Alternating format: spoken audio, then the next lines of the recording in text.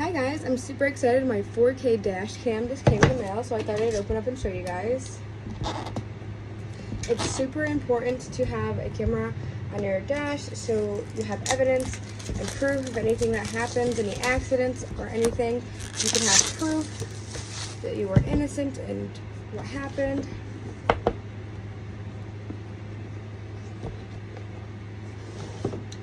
So I'm super excited to finally get one. Here's the user manual. And here is the dash cam itself.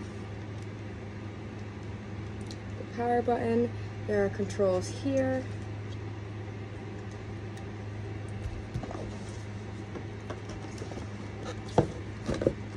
And then inside here are all the cords and all the things you need to install it. Installation cords. A car adapter, and tools you need to install. I'm super excited for this, and I'll let you guys know how I like it.